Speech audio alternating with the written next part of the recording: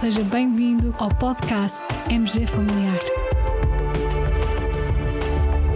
Um podcast sobre temas pertinentes que nos fazem refletir e frequentemente com implicações para a prática clínica. E damos as boas-vindas ao nosso anfitrião, professor Carlos Martins.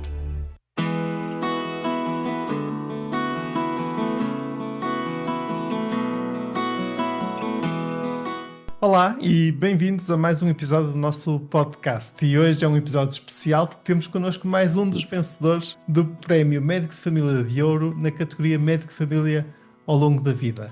Caros colegas, é com muito gosto que vos apresento o professor Dr. Luís Santiago. Olá Luís, bem-vindo ao nosso podcast e muito obrigado por aceitar este convite. Agradeço imenso o seu convite, agradeço imenso o prémio que tive e cá estou com toda a honra a falar consigo sobre aquilo que quer que eu fale. Sei lá, se calhar posso de alguma forma ser de inspirador para as novas gerações. Então, já que foi reconhecido como um médico de família de ouro e sendo um médico de família ao longo da vida, fala-nos lá um bocadinho como é que foi essa vida, como é que ela começou e podemos mesmo começar com a juventude, como é que surgiu a vocação para ser médico? Ora bem, em 1970, quando acabei o 5º ano do liceu, nós tínhamos que, para fazer o 6º e o 7º ano, já tínhamos que ter uma ideia de qual era o curso para onde queríamos ir. Nessa altura eu tinha um problema, eu gostava muito de Direito, mas tinha um problema que era o latim, e eu a português passava sempre ali nos 12, 13, porque eu não percebia nada de latim. Mesmo copiando por colegas meus que tinham dado no seminário e que falavam fluentemente latim, eu tirava sempre negativa. Portanto, Direito ficou de lado. Depois, o meu pai era engenheiro, eu também gostava muito da parte da engenharia, mas a matemática era uma confusão toda também. Aliás, foi a única cadeira que eu fui em exame de 7º ano, foi a matemática, para conseguir sacar o 12, para me safar. E, portanto, restava-me uma outra alternativa, que eu tinha, os dois irmãos da minha mãe eram médicos, o meu tio, casado com a irmã da minha mãe, era médico, e o meu tio, irmão do meu pai, era médico. Ok, e sim, com ele. E fui eu. Na altura não havia musculados, não havia nada disto, mas era preciso tirar uma médiazinha de 14 para conseguir passar sem fazer as chamadas provas de aptidão à universidade, à faculdade. Nessa fase da vida, onde estava a residir? Em que zona do país? Eu nasci em Coimbra. Com 6 meses, o meu pai arranjou um emprego na Guarda, que era para 6 meses, e ficámos lá 14 anos. E em 1970 vim para Coimbra. Em 1973 entrei na Faculdade de Medicina da Universidade de Coimbra e aí faço o curso todo de Medicina, acabando em 1979. Nessa altura, quando acabamos o curso, tínhamos que fazer 2 anos de internato, para os quais eu comecei por ser sorteado para ir parar a Viseu. Tínhamos que fazer 3 blocos de saúde pública, depois tínhamos que fazer um de parte de cirurgia e um de parte de medicina. E eu fiz saúde pública em Tondela, já sorteado para ir para Viseu. E aqui há histórias fabulosas, como por exemplo no dia 3 ou 4 de janeiro de 1980, quando começou a minha vida clínica, fui a Viseu assinar os papéis. E quando vinha decidir parar em Tondela, já tinha sido sorteado para fazer a saúde pública em Tondela. E assim que entrei no centro de saúde, disse quem era, isto era uma sexta-feira, e há um senhor, que era o diretor, que disse, muito bem, ainda bem que vem para cá, então, olha, mas então já que vem para cá, vá ali ver uma criancinha que acabou de nascer e que nós queremos saber se está bem ou não. Então o meu primeiro contacto, que é a minha primeira consulta da minha vida, que é entrar na sala, ver uma mãe, ver uma criancinha deitada num berço, e olhar para ela e dizer, e agora o que é que eu faço? Tu não falas, eu não sei não consigo falar contigo, o que é que vai aqui acontecer? E a mãe só me dizia, que ela está muito mal da cabeça porque tem uma bola na cabeça. Nunca mais me esqueço da minha vida. Lembra tudo o que dizia a senhora de pediatria, lembra tudo o que disse o Dr. Jorge Humberto, que foi o meu assistente de pediatria. Então lá me lembrei como é que era, ok, pronto. Desce para a criança e mete as mãos, examina. Ok, já de facto lá havia um alto na cabeça, essa aí eu percebi que era um hematoma por causa de uma ventosa. Lá examinei a criança, lá disse umas coisinhas à mãe, fui ter com o senhor e disse, olha, a minha primeira consulta está feita, a criança está bem, posso ir embora? E fui embora para Coimbra. Uma experiência para nunca mais esquecer. Nunca mais esquecer. Assim como depois, nós ao final de 2 anos, depois há outra história giríssima, que é, ao final em setembro, portanto, acabávamos os 8 meses, e no dia 1 de setembro, já casado, a minha mulher ficou cá em Coimbra e eu fui parar a Viseu. Mas quando cheguei a Viseu, apresentei-me junto com uma série de colegas nossos e aqui há histórias fabulosas. Há um médico, que já não me lembro bem do nome dele, que me diziam que era o cardiologista principal lá do hospital em 1980. Então estamos a falar nisto, relativizemos tudo isto à altura, que me diz, bom, o senhor vai ficar responsável pela enfermaria A de mulheres. Portanto, à quarta-feira tudo o que entra é para a sua enfermaria. Portanto, tem o resto dos dias para limpar aquilo, estudando as pessoas em voz alta. Não sei logo a pensar aqui várias coisas na minha cabeça. Mas, entretanto, vai lá para baixo, não se importa vigiar uma senhora que está lá embaixo na unidade de cuidados intensivos, cardíacos, por estar com uma fibrilação auricular. E eu peguei no Harrison, abri o Harrison na fibrilação auricular e vou para ali abaixo, chego lá abaixo, ponho o Harrison à minha frente, começo a olhar para o monitor e ao final de 3 horas, disse, não, eu não sou falado para estar aqui a olhar para o monitor, porque a senhora está perfeitamente estável. Fechei o Harrison, fui para ali em cima. Mas, desculpa lá, não haverá uma enfermeira que possa vigiar aqui, porque eu estou lá a olhar para o monitor e não faço nada. Ah, pronto, está bem, então a enfermeira não sei o quê, vai lá abaixo vigiar. Olha, então já agora vai fazer a consulta de cardiologia que é hoje e que tem que ser feita. Eu, T1 ainda, portanto, primeiro ano, fui fazer consulta externa de cardiologia no Hospital de Viseu em setembro de 1980. O grau de coisas que nos punham à frente. E consegui fazer a consulta, sem fazer as neiras. Outra história fabulosa que foi a primeira vez que eu no banco do Hospital de Viseu faço, uma senhora que entrou, faço o exame e, ok, isto parece-me ser uma apendicitadura. E chamei o cirurgião, o Dr. Ferrari, nunca mais me esqueço também desse nome. Chega ao pé de mim, examina, tens toda a razão, é mesmo apendicite, olha, anda a seguir para a sala, vai seguindo e prepara-te, vais fazer cirurgia. Eu? Fazer cirurgia? Ok, lá vou por ali em cima, lembrando da anatomia, lembrei de uma série de coisas e com algumas dicas dele, lá fiz a apendicectomia. Acabada aquela brincadeira, eu ia para buscar as sedas para cozer, não, aqui é graves. Aí ele me deu 3 pancadinhas nas mãos porque não conseguia mexer-nos a graves, nunca na minha vida tinha mexido em graves. E fiz a cirurgia. Outra história geríssima, é um senhor que nos entra no banco com uma hipertensão brutal, eu nunca tinha visto, 28, 16. E de ler aquelas coisas nos livros, há um colega meu que estava no Cândido Messa, estava nos deste serviço. Ok, vamos nitropreciado só deste indivíduo. Epá, aquilo é que baixa mesmo de pressão arterial, então vamos a isso. Bem, tivemos o cuidado de pôr o senhor numa cama articulada, no escuro, só com uma luz, ele a medir a pressão arterial e eu a pôr gota a gota para ver como é que era. Cândido, qual é a pressão arterial? 28,16, ok. Vai cair a primeira gota, pim. Mede a pressão arterial e ele começa a medir e a pressão arterial a baixar. Essa altura estabilizou ali nos 20, 12 ou 20, 10. Ok, mais uma gotinha. E de repente a pressão arterial, pim, para ali abaixo. Essa altura 8,4. Depois veio aquela coisa, desligamos aquilo, cabeça para baixo do senhor, deixámos estabilizar, fazemos a horizontal, siga para a medicina, foi o primeiro susto da minha vida que eu venho aqui matar alguém. Isto porque aquilo é um gasoaplégico, portanto é preciso ter um cuidado louco e não era gota a gota, aquilo era diluído, nós não sabíamos disso. Era perceber como é que nós na altura tínhamos que aprender muitas vezes com o nosso próprio erro. Logo de seguida vem o serviço médico à periferia. Nós éramos obrigados a fazer, fizéssemos continuamente, na altura já criado serviços de saúde. Fui para a ceia, porque podia haver sorteio ou podíamos escolher por onde é que queríamos ir. Como havia um infantário interessante, já era pai, ok, era na estrada para a Guarda, eu conheci de olhos fechados, aliás tenho uma história giríssima, que um dia ir para a Guarda com a minha mulher e com a minha filha, mais velha, e o nevoeiro brutal, e a certa altura eu parei o carro, uma fila brutal de carros atrás, e parei o carro e disse à minha mulher, há aqui uma curva, não sei onde é que é, mas há aqui uma curva à esquerda. Saí do carro, olha, voltei a entrar e disse, olha, estamos na curva. E continuei. Portanto, coisas do passado. Então, o Serviço Médico à Periferia tem coisas giríssimas. Eu comecei no dia 1 de fevereiro de 1982 e também nunca mais me esqueço da primeira coisa que me aconteceu, que foi chegar, apresentar-me, porque a minha mulher tinha ido fazer... Portanto, aquilo era um pequeno centro de saúde, que tinha um pequeno hospital com 14 camas de homens e 14 camas de mulheres. Depois tinha um edifício que era mesmo só o centro de saúde para consulta, e depois nós tínhamos que ir às várias freguesias fazer... E aí o serviço médico à periferia, onde é que era? Peço desculpa. Ceia. E então, eu chego ao centro de saúde e digo, muito bom dia e tal, sou médico, venho agora para fazer o serviço médico à periferia, e há alguém que me agarra pela mão esquerda e diz assim, ainda bem que chegou, venha cá depressa. E começa a correr por ali acima com umas escadas, mas o que é que está? É daqui fazer um parto. Não é que eu cheguei ao centro de saúde, pimba, tomar lá um parto para fazer, e acabou a questão. Até ao final do dia tinha feito mais 3 ou 4 partos. Portanto, nesse dia, foi uma experiência fabulosa que nós tivemos naquele serviço médico à periferia, porque tínhamos as camas para internar pessoas, tínhamos muita gente com muita patologia, com muitos problemas, e nós tínhamos que aprender.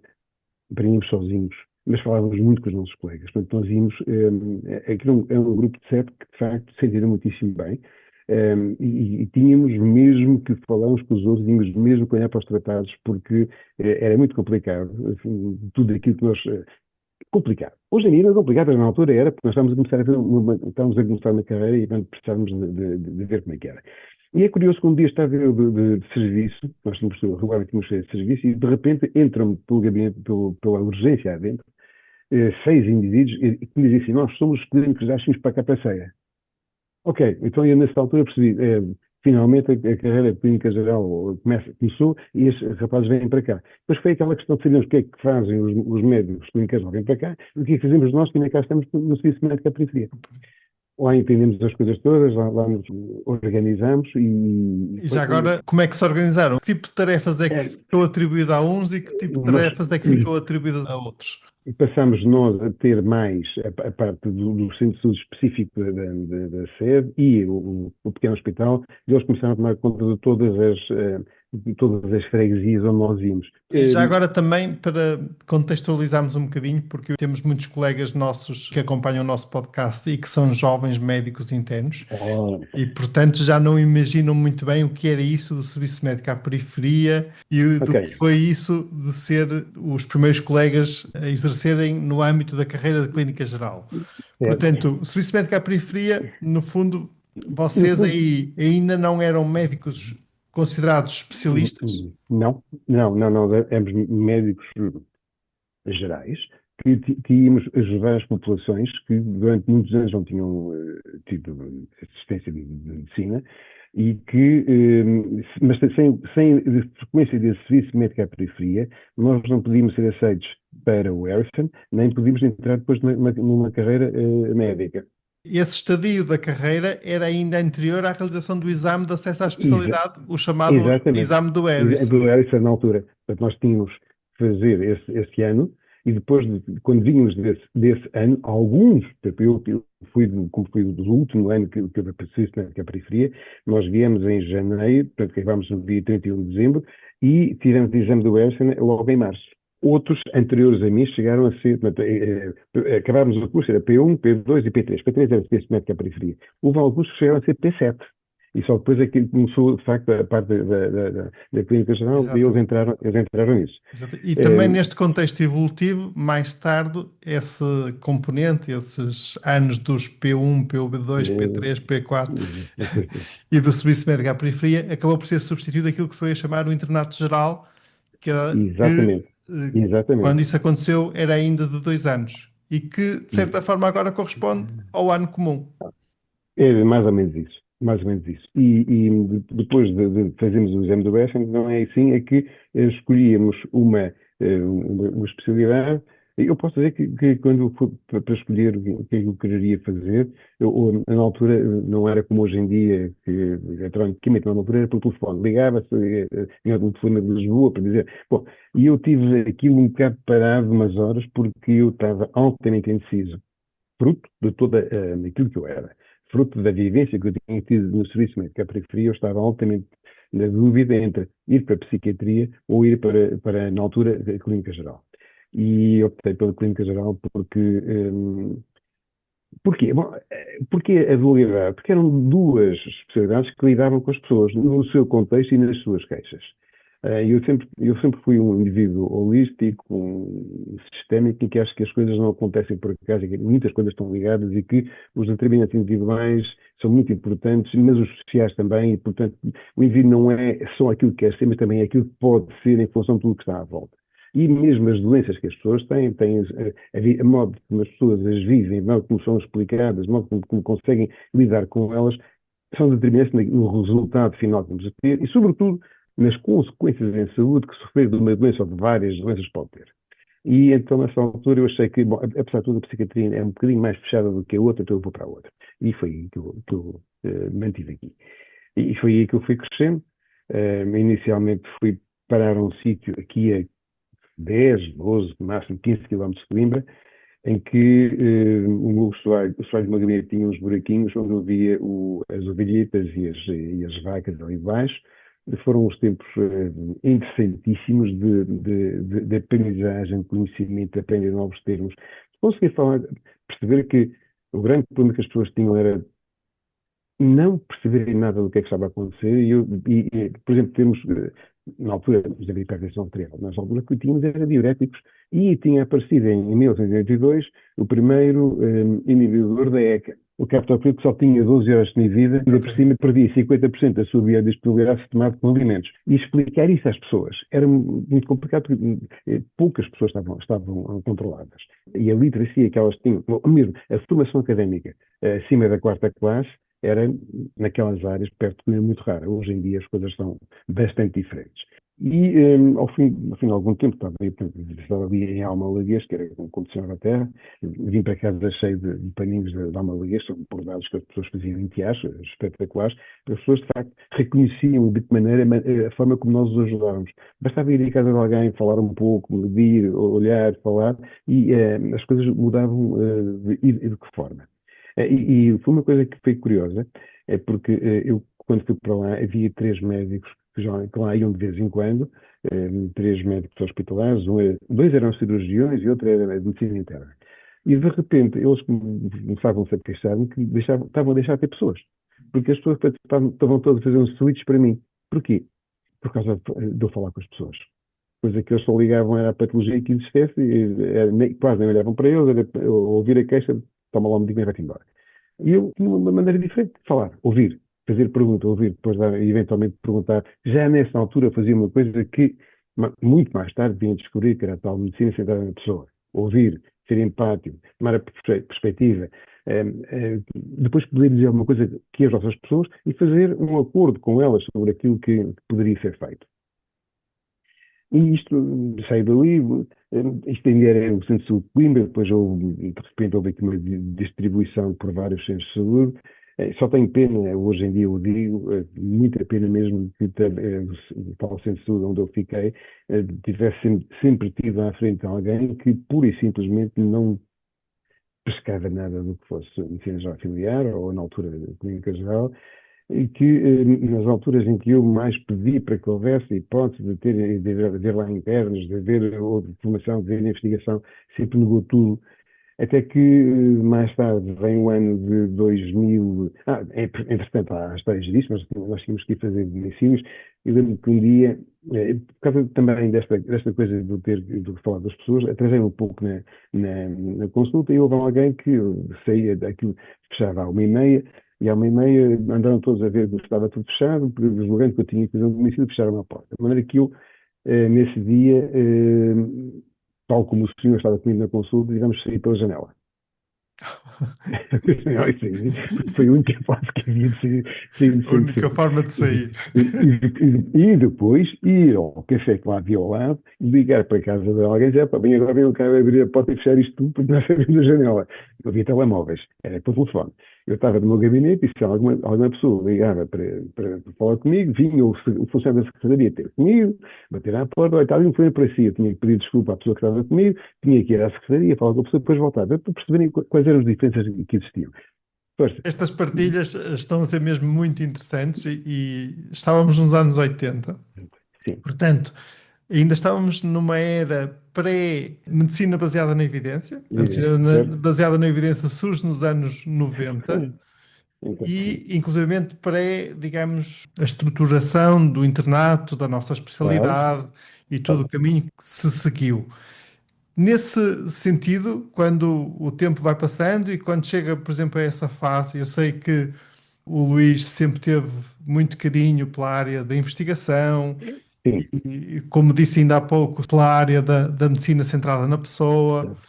E isso sempre foi algo que esteve muito presente no seu rumo profissional.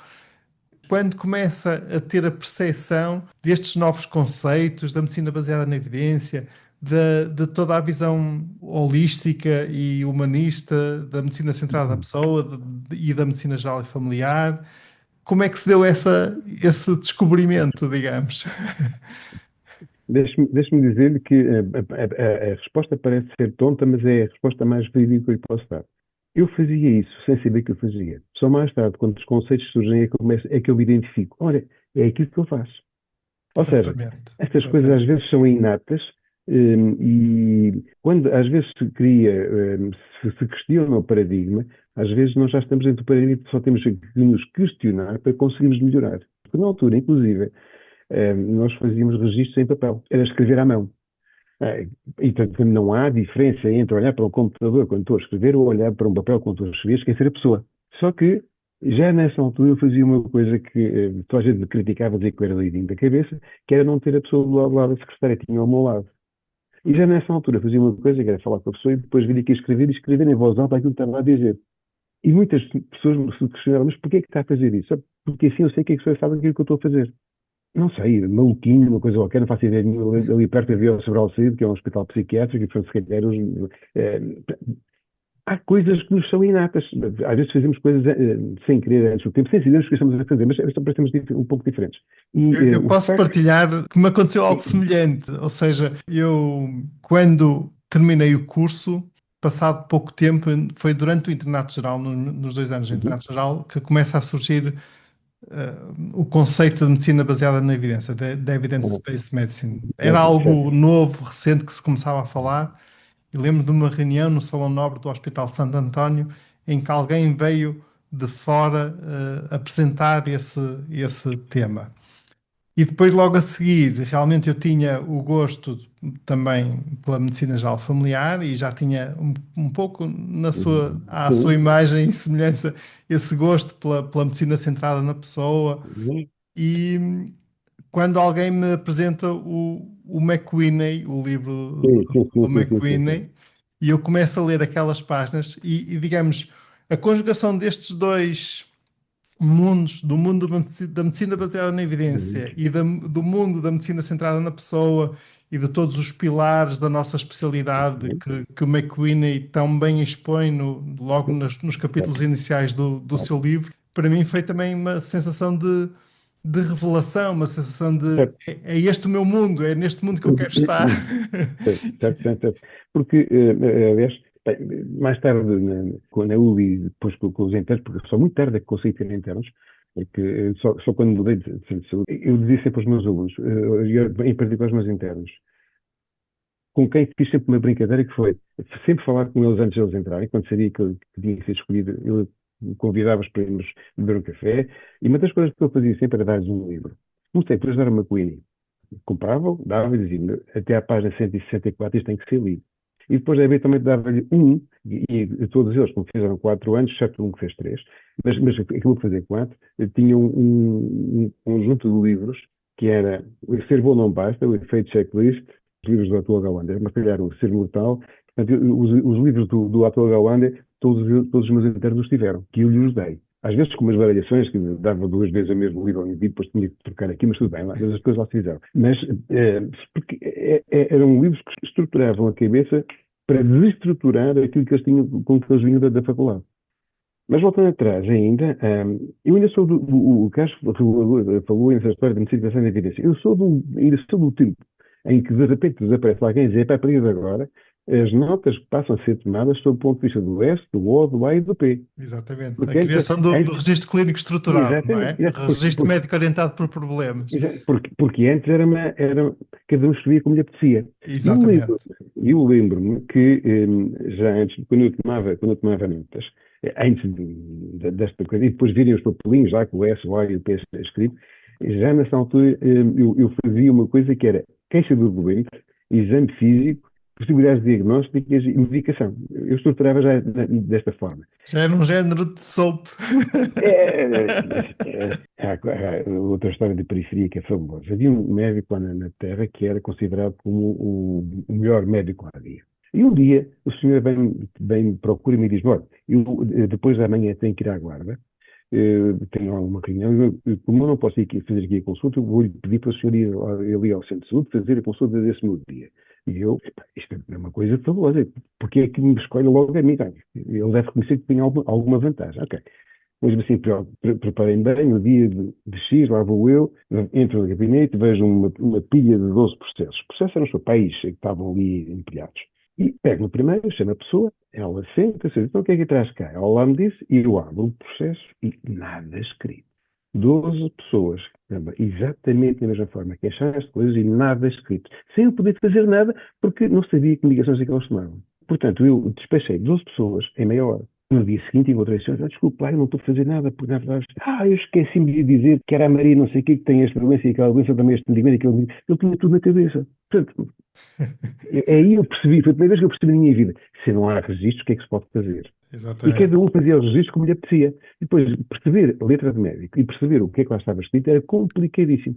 Mas havia alguma coisa de diferente. Aquilo que depois consegui fazer muito mais tarde, em 2004, 2005, quando cheguei aqui na altura, a Região Sul de Coimbra, quando estive à frente dele, depois de visitar todos os centros de saúde e ver como é que estavam os meus colegas. Nesta posição, a escrever, qual é a coisa que eu tenho que fazer aqui?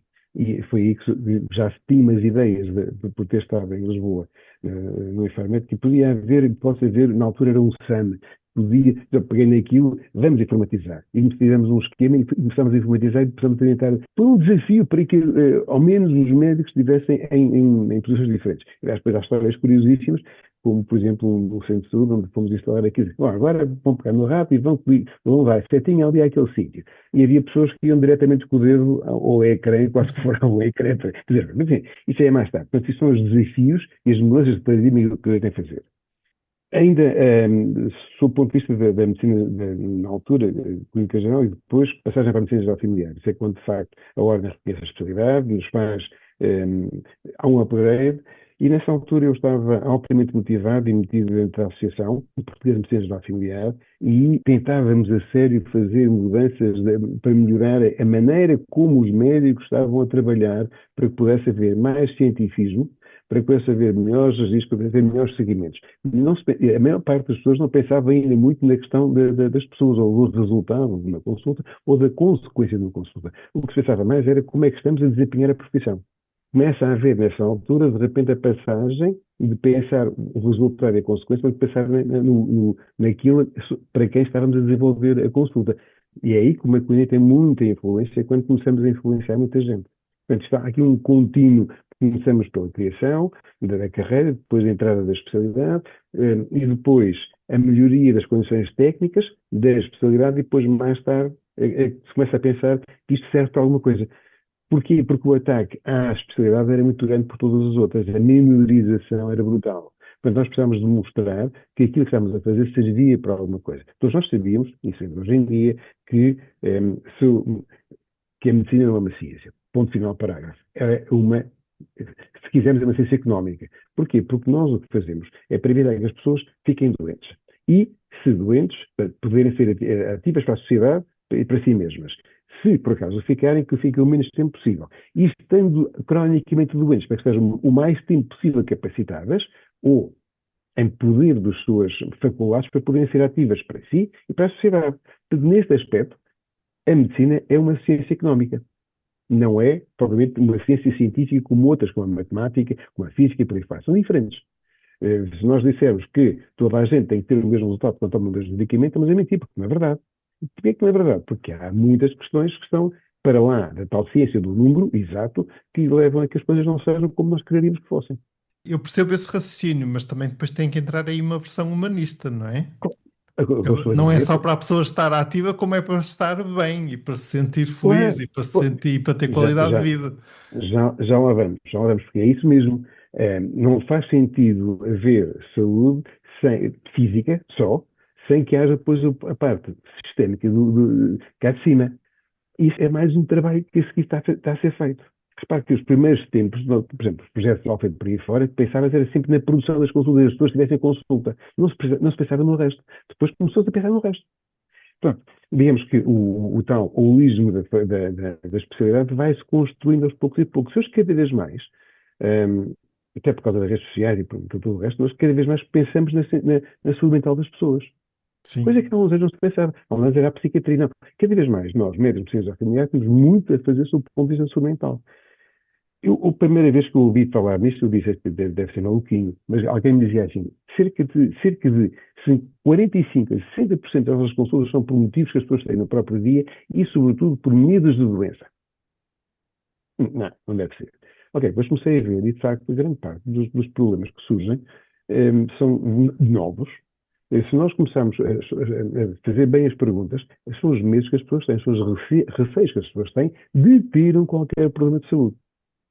E depois aí começa o nosso trabalho de estudar, ver se há ou não há, evitando aquilo que há um tal Carlos Martins muitas vezes fala, sobre tratamento, sobre diagnóstico, sobre pedido de análises, evitar todo esse tipo de coisas, que é isso que, infelizmente, grande parte da juventude hoje em dia da medicina tem um certo receio, porque quer saber, ao lá ir ao hospital, quer saber tudo num momento só e rapidamente, portanto, pede tudo no instante. E É depois verdade. surge uma mistela de problemas, que podem não ser problemas muito importantes, e aquilo tudo acaba por confundir eles mesmos e, sobretudo, a quem está à nossa frente. É verdade. É verdade. É verdade. E este é um dos problemas. Ou seja, a administração de uma coisa que eu chamo o tempo é pouco utilizada, porque a pressão do tempo é muito grande. Portanto, nós vamos esperar mais algum tempo, e se acontecer mais alguma coisa, vamos pegar.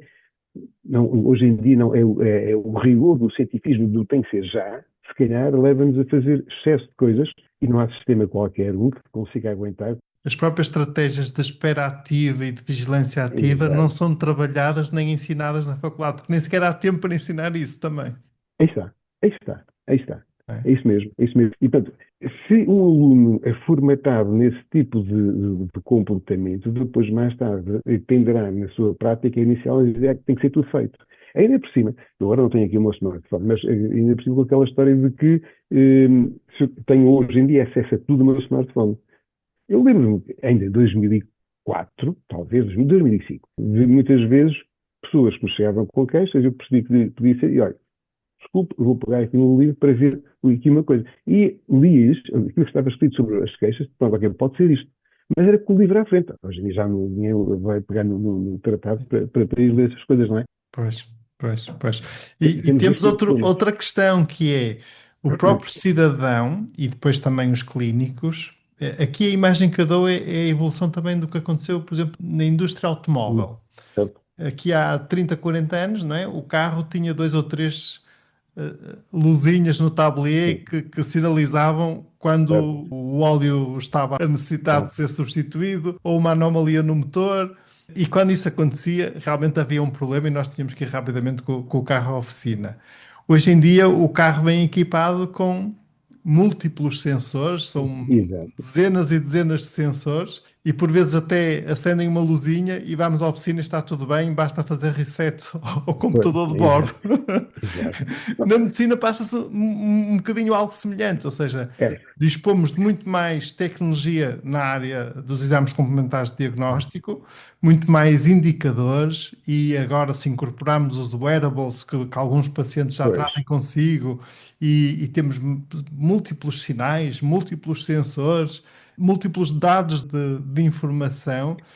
E por vezes, realmente, a geração mais jovem, que está muito adaptada também a estas novas claro, tecnologias, claro, acaba por dar demasiada importância a certas alterações desses indicadores, mas acaba por não estar tão treinada na gestão da tal espera ativa, na tal vigilância ativa, na certo. relativização de alguns desses sinais, e aí vem depois o risco realmente de se causar também dano, até dano Eu, psicológico aos claro, nossos pacientes, claro, etc. claro, claro. Não é? Eu vou lhe contar um caso disso, até deu origem à publicação depois de um artigo pelo meu único interno, Filipe. Em, muita gente aparecia de manhã com queixas, ou à tarde, tanto dá. Eu, quando percebi que ali havia, que o quadro não era muito, sobretudo para poder sentar devidamente nas queixas da pessoa, pedia a muita gente que fizesse uma pequena carta que entregasse ou que mandasse para o correio eletrónico, diretamente para um correio eletrónico, para depois poder falar com elas. Nunca dei outra coisa que não perguntas, para as pessoas poderem perceber o que é que estava a acontecer. Uma das minhas internas decidiu fazer as continhas a quantas pessoas nós pedíamos uma carta e quantas pessoas nos mandavam a carta. Depois, num ano, foram cerca de 60 pedidos que nós fizemos. Desses tivemos 4 respostas. Os restantes não responderam nada e nós fomos depois verificar se havia, em relação a essas pessoas, algum tipo de queixas posteriores derivadas dali, ou se havia algum tipo de indicação que nós tivéssemos feito, ou que outras pessoas pudessem ter feito, sobre aquele, com medicamentos ansiolíticos, ou preciso, fosse o que fosse. Não havia nenhum. Ou seja, por as pessoas a exporem-se a si mesmas, a escrever aquilo que tinham, sobre aquilo que tinham, levava-as a consciencializar do seu problema e a fazê-lo mitigar-se e elas próprias poderem ser capazes de o fazer desaparecer. Isto foi uma técnica que deu muito bons resultados depois do resto. E ainda hoje em dia, de vez em quando vou ali a um centro comercial, há uma senhora que vem sempre falar comigo, que assim que me vê, porque foi uma das segundas ou terceiras que mandou uma carta destas, e que ao longo de 5 ou 6 vezes que eu fiz perguntas sobre aquilo que ela estava a fazer, a altura me disse, muito obrigado, já percebi o meu problema. Ainda hoje em dia, e já lá vão para aí 20 anos, ela porque de vez que me vê, falava muito bem comigo e lembra-me sempre daquilo que eu tinha feito por ela. É uma coisa diferente. Não sei se hoje em dia há tempo para isso, as pessoas estão dispostas a isso ou não, porque todos os dias a minha mulher ainda está no ativo, diz que quer ir até à jubilação, mas a quantidade de telefonemas e de e-mails que eles têm que responder hoje em dia, à parte a questão do cumprimento da agenda, daquilo que aparece, é uma coisa brutal. Portanto, eu, hoje em dia, dou muito, muito valor a todos os médicos que hoje em dia conseguem aguentar toda a carga de trabalho que têm que fazer assistencial e não assistencial, que é assistencial. Isso é uma das coisas que me pena, é que eu dar uma resposta a alguma pessoa, quer porque prescreve, quer porque vi fazer isto ou aquilo, o contacto pode ser feito pelo e-mail ou pelo telefone, mas não deixa de ser uma orientação. E, portanto, como tal, porque é que está a laranja e não está a amarelo? Pois, É um, exatamente. é um desafio que eu vos deixo, porque, E no ainda por fundo, cima são tarefas que consomem imenso tempo, não é? claramente, É isso. claramente, claramente, sem a mínima dúvida. E isto são coisas, são notórias. Mas eu voltando um pouco atrás, só para percebermos que quando o médico, quando só é médico de medicina geral familiar, se calhar está a perder alguma coisa da sua vida. Eu sou daqueles que tive a sorte de, depois em 2002, nós em 2001 criamos aqui o Núcleo de Farmacovigilância do Centro, com o professor Batel Marques e mais uma série de pessoas. Em 2002 o professor Batel Marques vai parar a Lisboa ou em Farmed, com uma direção do serviço, e um dia, no final de uma reunião aqui do Núcleo, diz-me assim, epá, eu estou a precisar de um médico de medicina geral familiar em Lisboa por causa de uma coisa que se chama Observatório de Medicamentos e Produtos de Saúde. E eu disse, epá, não sei quem é que possa ser. Diz-me, pois não sabes. Eu disse, pensa mesmo em ti. Bom, em 2003 fui para Lisboa trabalhar, saí um pouco da clínica e fui para Lisboa dirigir o Observatório dos Medicamentos e Produtos de Saúde. Bom, aquilo era trabalhar das 8 da manhã à meia-noite, com ideias, com coisas para fazer. Porque isto também, quando não se veste a camisola, não se consegue chegar lá nenhum. O que é facto Isso é também que é uma característica muito sua, não é? pois é. O Sim, ter múltiplas ideias é uma pessoa cuja mente está sempre perante a realidade que observa e que vê, é, rapidamente lhe surgem múltiplas ideias, até cri- de cri- cri- investigação, e critico, eu acho isso notável, confesso que o admiro muito por isso. critico muito por isso, e ainda ontem, nas defesas dos trabalhos finais de mestrado em Medicina, o aluno estava a falar e eu disse, espera aí, e virei-me para alguém que estava no jeito, aí está uma coisa que temos que estudar. Ele está a dizer aquilo, vamos ver isto do lado oposto. E que foi que toda a gente fica muito espantado, porque é que eu tenho estas ideias? Em Lisboa, tomei conhecimento com uma série de coisas que andavam por lá em aqueles pequenos círculos fechados, nós é que sabemos isto, e eu comecei a tomar algumas notas de algumas coisas, mas o que é facto é que eu cheguei ao final de 6 meses, fiz uma carta para o Conselho de Administração, dizer, meus senhores, eu vou embora porque já não posso mais com Lisboa, tenho que me ir embora. E voltei para Coimbra. Por várias razões, por um lado porque não me adaptei a Lisboa e por outro porque fazia muitas saudades de ir às terças e às sextas-feiras a ensaiar aqui nos antigos oficinistas, ter aqui jogar ténis, fazer muitas coisas que em Lisboa não podia fazer. E quando volto para Coimbra, logo de seguida, sou colocado à frente da Sub-Região de Saúde de Coimbra, com a tal vontade de fazer qualquer coisa para mudar isto. Eu entrei na Sub-Região e disse o seguinte, meus senhores, a porta da rua é ali, é perigo acidente há algum tempo. Mas enquanto eu aqui estiver, toda esta casa está a trabalhar para que os médicos que estão lá e os enfermeiros que estão à frente das pessoas tenham tudo aquilo que seja necessário para que possam fazer adequadamente o seu trabalho. E foi isso que se fez. A ponto de que, por exemplo, a minha primeira coisa foi chamar os principais chefes e pô-los, eram 4, sentados na mesa comigo e dizer assim, meus senhores, vocês vão escrever aí as 4 principais coisas que querem resolver. E como é que as vão resolver? Eu volto dentro de um quarto de hora. Isso aí. Um quarto de hora depois voltei, eu já tinha tudo escritinho, mas todos assim com uma cara de medo. Então, o que é que quer fazer? E como é que quer fazer? Assim, sabe fazer isso, é capaz de fazer, sou. Então, amanhã começa que eu vou ter consigo ao seu sítio e vamos resolver as questões todas. Conclusão, segundo me diziam, 1 ano e meio depois tinham feito mais nesse 1 ano e meio do que tinham feito nos 5 anos, porque não havia o chefe, havia nem era o líder, havia o fã que estava e que, ou seja, se alguém que está à frente, se um médico que é orientador dos seus internos não os deixa fazer aquilo que eles podem fazer, não é dizer não, é dizer sim, às vezes corrigindo o tiro, mas se nós não vamos atrás daquilo que pode ser feito, vamos enquistar. É a tal coisa que eu sempre digo, temos que permanentemente questionar os paradigmas em que estamos para podermos evoluir. Senão nós não vamos evoluir. E não é que não é que tenha que ser uma evolução tecnológica, tem que ser uma evolução até da nossa mente e da nossa maneira de fazer as coisas, para que possamos fazer melhor, mais facilmente, menos trabalho, mas fazer para melhores resultados e, sobretudo, melhores consequências em saúde.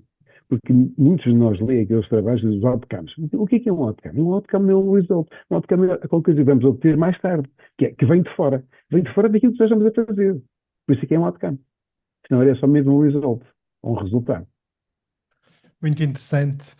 E mais tarde acaba por integrar também um caminho na academia, enquanto Esse é um caminho seríssimo. professor, e também teve aí um papel muito importante no desenvolvimento da nossa especialidade no mundo académico. Sim. Quer partilhar um Sim, bocadinho também sim. essa vertente, como é que se deu esse processo? Eu não nego, vou dizer isto, que é uma coisa que muito pouca gente sabe. No dia em que eu acabei o meu sétimo ano do liceu, no dia 5 de junho de 1973, quando saiu a minha última nota da aula oral de matemática, em que é uma história giríssima, não me resisto a contá-la.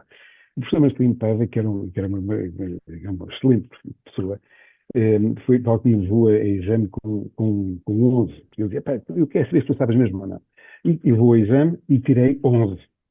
E encontrei, ele morava perto de mim nessa aluno, disse, vês, eu tinha razão na tua nota. E eu disse, mas eu sou capaz de melhorar aquilo. Então vais ao oral para ver como é que é. Eu lá fui ao oral e o senhor fez-me dois problemas que eram exatamente aqueles que eu menos percebia. Por trás dele estavam duas senhoras que tinham sido duas assistentes dele na minha turma de matemáticas modernas, como altura se chama. E as duas, com os lábios, foram dizendo alguma coisa. E eu fui apanhando aquelas vezes os lábios e resolvi os problemas. E dizia o professor Marcelino Paiva, eu sabia que tu eras capaz, deu-me 14. Ou seja, eu consegui resolver o problema. E é curioso que um deles era de cálculo numérico aproximado, coisa que eu não consegui fazer, a ponto de eu ter um explicador que me disse, se parecer um problema destes no exame, esquece, passa ao seguinte, porque isto não consegue mesmo perceber. Mais tarde, a minha tese de doutoramento, no parte de matemática, se na altura fiz uma coisa, epá, isto é cálculo numérico aproximado, eu consegui fazer a brincadeira agora, já vai mais 20 anos sobre aquilo. Bom, mas voltando atrás. Não é que nesse dia, quando fui para casa com os meus pais almoçar, eu disse esta frase, eu gostava de acabar a medicina e depois ir no doutoramento. Vamos a falar do dia 5 de julho de 1973. Ok, acontece que no dia 9 de novembro de 2009 consegui isso. Mas porquê que eu consigo isso? Bom, já porque sempre quis, depois falava muito com o professor Batel Max e com o professor Vítor Rodrigues, enfim, homens doutorados, e eu sentia-me sempre ligeiramente abaixo, apesar de conseguir falar com eles, da capacidade que eles tinham, de maneira que eles tinham de ver as coisas.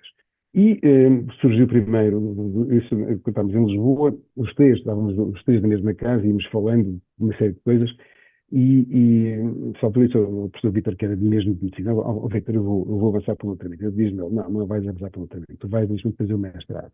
Depois de fazer o mestrado, percebes como é que é, tens uma ideia, e depois vais fazer uma coisa diferente do teu doutoramento em relação a que vais fazer o mestrado. E assim foi. Fiz o mestrado em saúde pública, quis fazer um trabalho final, eu fui orientado na altura pelo professor Salvador Macedo Cardoso, e acabado o meu mestrado, recebo um telefonema do professor Salvador dizendo, vai surgir um convite de Lisboa para se fazer um trabalho sobre esta área. Eu gostava que fizesse um doutoramento nesta área. Eu disse muito obrigado, agradecido, fiquei assim um bocado em baixo, mas como é que... Ok, vamos lá, és capaz. Este convite nunca veio. E então um dia eu liguei e disse, como é que este trabalho de Lisboa vem ou não vem? Diz ele, não vem. Mas se tiver uma alternativa, diga-me. E eu, professor, eu estudei os determinantes da prescrição pelos médicos. E se eu, por acaso, estudasse os determinantes da aceitação da medicação pela parte das pessoas? Homem, avance com isso é medicina social, vamos a isso. Bom, e foi por aí que eu avancei. Posso dizer que ele foi um homem espetacular da maneira como me orientou. Teve comigo 3 vezes. Primeiro foi para definirmos o tema. A segunda definimos como é que estavam. A terceira foi quando lhe fui entregar um texto, o primeiro rascunho, e ele me diz assim, ok, está bom. Então, professor, mas quais são as alterações que eu tenho que fazer? Olha, faça só uma alteração. Imprima e entregue. Excelente notícia. Ou seja, Atenção, eu tinha que entregar aquilo ao final de. Isto é mais uma brincadeira. Eu tinha 2 anos para entregar, entreguei 1 ano e meio antes. Ou seja, eu fiz o trabalho que era suposto fazer em 2 anos, fiz no ano e meio. A trabalhar, pai de família, e a continuar a cantar no avião e a fazer digressões. Portanto, essas coisas podem ser feitas. Eh, Às vezes exigem um bocadinho de nossa capacidade de não pensar que temos que fazer um trabalho ótimo, mas sim que temos que fazer um trabalho que já basta muito bom. Na altura, se passava na MGF, é que nós precisávamos criticamente de começar a ter massa científica a sério. Na academia, exatamente. Claro. E foi a isso que me levou. Então, eu faço o meu doutoramento, consigo defendê-lo num júri muito giro, uma das figuras que mais me marcou nesse júri de doutoramento foi o professor Henrique Barros e do Porto. Que aquela sua maneira de ser, quando faz a arguição dele, a primeira pergunta que ele me faz é esta: olha, eu hoje de manhã acordei mais cedo, peguei nas suas palavras-chave, meti no computador. Então, 4.000 artigos sobre aquela área. O seu trabalho é original? E qual foi a minha resposta? Bom, Sr. Professor, tem toda a razão. Eu também, há uns anos, quando quando fiz a primeira revisão bibliográfica para ver o que é que eu podia estudar, também encontrei 4.000 artigos. E garanto-lhe que li muitos, mas nenhum deles falava para Portugal, nestas circunstâncias, o que acontecia. E eu sorri para mim. Segunda pergunta que ele me faz. Vejam lá como ainda mudam essas coisas. Se eu ponho aqui o cálculo também da amostra, mas para que é que fez isto? E minha resposta: Sr. Professor, se eu não o fizesse, o Sr. Professor estava-me a perguntar porque é que eu não tinha feito. Está aí feito. Ele riu-se, que é uma coisa que não é muito vulgar nele. Terceira pergunta: porquê é que usou esta metodologia? Minha resposta: na Fórmula 1, para darem volta a um circuito, dizem que gastam X milhões de euros. Para tirar em 12º, têm que gastar mais X milhões de euros. Sr. Professor, fui eu que paguei tudo no bolso, não havia outra hipótese. Portanto, aquelas perguntas que parecem muito complicadas têm respostas que são muito fáceis. Nós temos é que saber dá-las, saber dar a volta às coisas. Depois, a Faculdade de Medicina da Universidade de Coimbra pede uma reunião, lá fui eu, julgando que me iam dizer: pá, vem para aqui para ensinar connosco. Não, para dar os parabéns, muito obrigado. Eu tenho, quem é que eu faço? Nós depois veremos, depois contactaremos. Quem me contactou foi a UDI, via alguém que muito conhece, o Luís Miguel Monteiro, e depois vem falar comigo o professor Miguel Castelo Branco, convidar-me para eu ser docente da Faculdade de Ciências de Saúde, e lá fui eu. E estive entre 2011 e 2017 lá. Na Universidade da Beira Interior, na Covilhã. Exatamente. E eu, de repente, venho para Coimbra, quando há um concurso público internacional. Depois assumi o lugar de professor associado tempo inteiro aqui na faculdade, mas consegui um acordo entre os Ministérios da Educação Superior e o Ministério da Saúde para que 30% do meu tempo estivesse alocado a uma unidade de saúde. Nesse caso, manteve-se o SF de Paz, onde eu estava e continuava a estar. Portanto, é através desse concurso que entra na Faculdade de Medicina da Universidade de Coimbra. Porque eu na Covilhã estava como convidado e aqui fiquei dentro do quadro. Portanto, tinha a oportunidade de ouro de poder desenvolver algumas coisas, nomeadamente a Clínica Universitária da MGF, que agora, fruto de uma série de coisas, está criada e agora vai poder ter onde funcionar.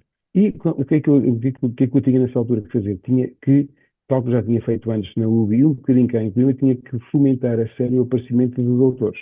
Eu tinha antes orientado a Inês Rosendo aqui em Coimbra, numa coordenação com o professor Afonso Ribeiro. Depois tinha na UBI já tido o António Cruz Ferreira, antes o Filipe Prazeres e depois o António Cruz Ferreira, e estava na calha já mais alguns nomes, né, do Pedro Simões, que agora é doutorado e está na Universidade da Beira Interior e já está à frente do curso de Medicina, e agora temos aqui em Coimbra mais uma série deles, como vocês têm no Porto, um alfobre de formação, e a ideia foi criar aqui também a mesma coisa. Vamos pôr gente a fazer doutoramento, porque sem os termos não conseguimos nunca criar aqui a massa crítica necessária para dizer isto tem alguma importância.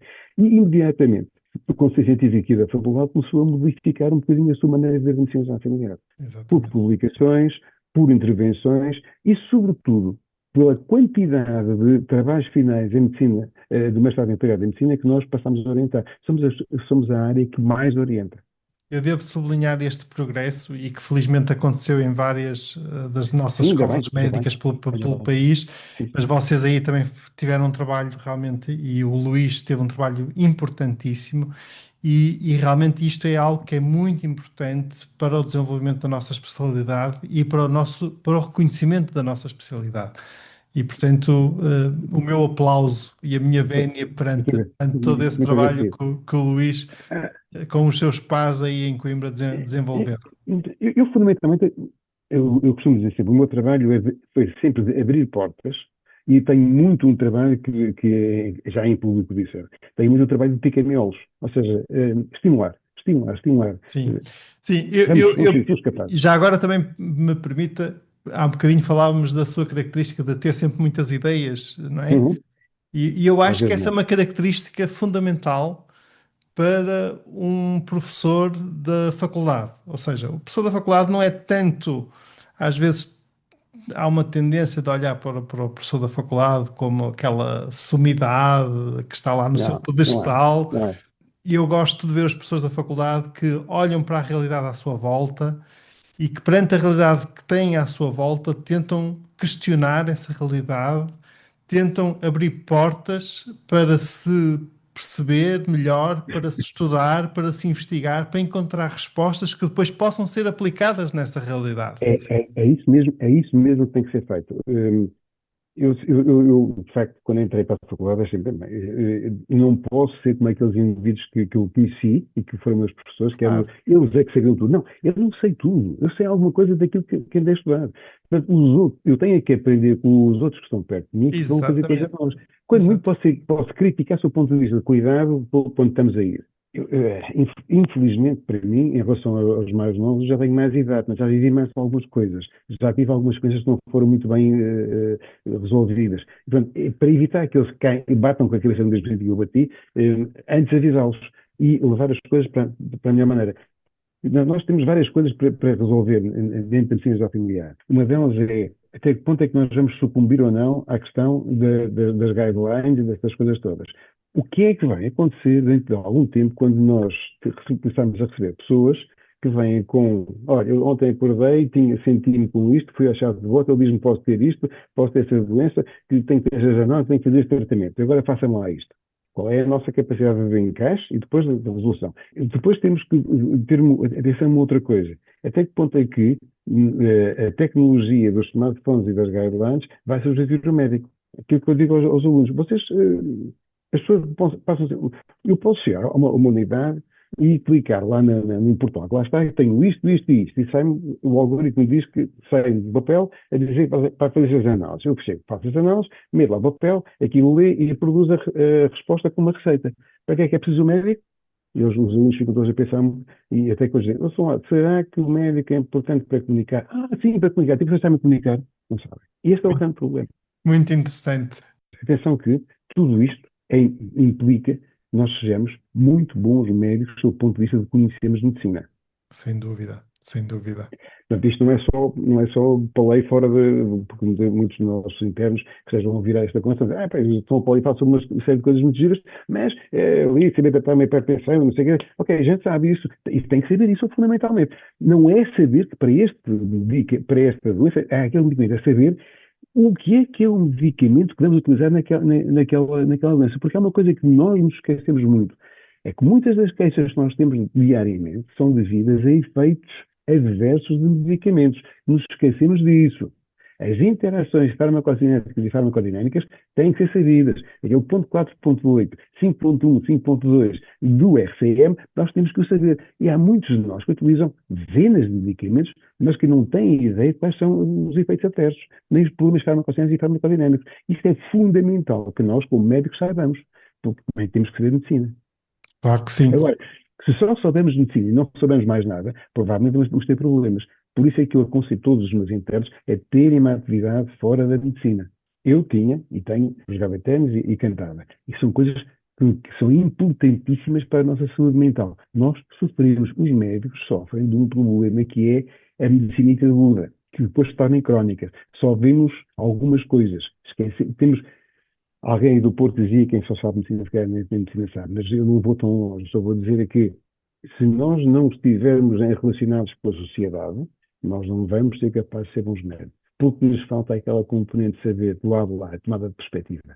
É curioso porque eu ia lançar precisamente esse desafio, ia-lhe pedir alguns conselhos para os jovens médicos e acabou por sua própria iniciativa entrar por aí e dar esses conselhos. Para terminar, queria só lançar mais uma pergunta. Como vê o momento atual da medicina geral familiar e dos nossos colegas em Portugal e como vê os próximos desafios? Tenho aqui uma ambiguidade de sentimentos. Ponto número 1. Academicamente, estamos a ir de uma forma brilhante. Portanto, por essa parte, estamos a ir bem. Agora temos é que, de facto, criar massa crítica e há uma coisa que eu ando a tentar criar dentro da PMGF, que é um departamento académico. Vamos ver se a gente consegue fazer isso. Acho que sim. Depois, há uma outra coisa que é importante. Do ponto de vista da especialidade, nós temos que criar mecanismos e linhas muito específicas de ensino e, sobretudo, de aprendizagem que nos distingam das restantes especialidades. Infelizmente, eu não percebo para que é que os nossos internos têm aqui fazer estágios de especialidades aos hospitais, não percebo bem para aqui para estarem a viver. Sinceramente, não percebo. É capaz de ser muito mais lógico que eles cheguem ali ao terceiro ano e percebam quais são as suas principais dificuldades e então as resolvam de maneira diferente do que ter que estar dentro de um hospital a dizer aquilo que é desconstruir aquilo que eles sabem fazer. Posso ser mal entendido pelo que estou a dizer, mas é a minha perspectiva. Aliás, eu continuo a defender que todos os médicos das especialidades hospitalares deviam, no seu último ou penúltimo ano da especialidade, passar 1 ou 2 meses de uma unidade para perceberem os problemas das populações, os problemas que os próprios médicos têm, até quando fazem a diferenciação. Já me ameaçaram com processos disciplinares, que voltam a fazer esta brincadeira dentro dos médicos. Mas eu continuo a afirmar que acho que isto é importante. Do ponto de vista das novas gerações, o grande desafio que nós temos hoje em dia é o excesso da mecanização da guideline e do smartphone e de querer seguir as coisas tal como ele está. Uma guideline não é uma tramline. Portanto, nós temos que pensar primeiro na pessoa e depois pensar no resto. E cada vez mais começamos a fazer estudos em que se perceba a importância de se fazer o que se faz sob o ponto de vista da redução da doença. Muitas vezes dizem, isto não é preciso porque já temos o indicador dos internamentos inevitáveis. Eu ia dizer uma palavra, mas não posso dizer. É uma tontice. Porque a partir do momento em que no hospital, que eu sigo muito bem um diabetes, está muito bem controlado, e que ele por acaso cair numa escada e partir uma perna, ele chega ao hospital e espetem logo lá com as coisas todas da diabetes e preparação tudo que ele tem, porque o hospital é pago por essa brincadeira. E, portanto, o indicador fica logo muito mal. Mas o indivíduo não foi para lá por causa da complicação da diabetes que fosse imputável ao mau tratamento ou à má orientação. E ainda por cima, é visto de uma forma diferente. Portanto, nós temos que começar a pensar. Pode haver muito boas teses de mestrado, muito boas teses de doutoramento e na criação de indicadores de consequências em saúde para a atividade de medicina geral familiar. Do ponto de vista prático, nós temos que cada vez mais colocar algumas coisas que são algumas tecnologias em que a consulta.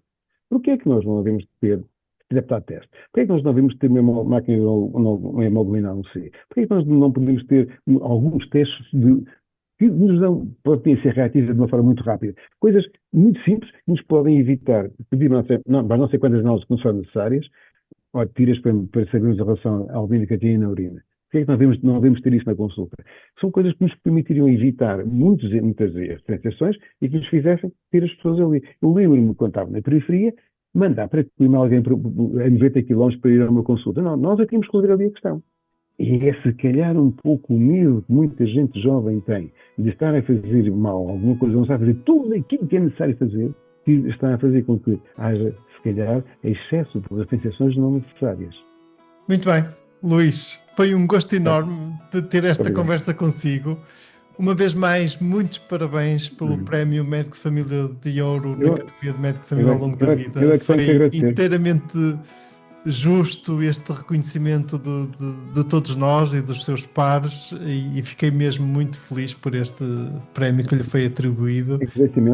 E foi um enorme prazer ouvir estas partilhas que teve aqui connosco no nosso podcast e tenho certeza que os nossos colegas também as apreciaram. Muito, muito obrigado. Portanto, espero que haja um pequeno grau de polémica aqui para que as pessoas peguem na coisa e comecem a pensar. Claro que sim, claro que sim. Caros colegas, obrigado por nos terem ouvido e nos terem acompanhado em mais um episódio do podcast TMG Familiar. E se gostaram, já sabem, partilhem com os vossos colegas e amigos e até ao próximo episódio.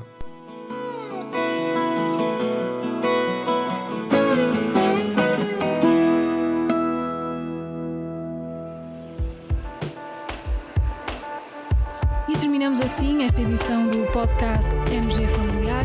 Muito obrigada por nos ouvir. Se desejar completar a sua leitura, muitos dos conteúdos abordados neste podcast estão disponíveis em www.mgfamiliar.net. Até ao próximo episódio.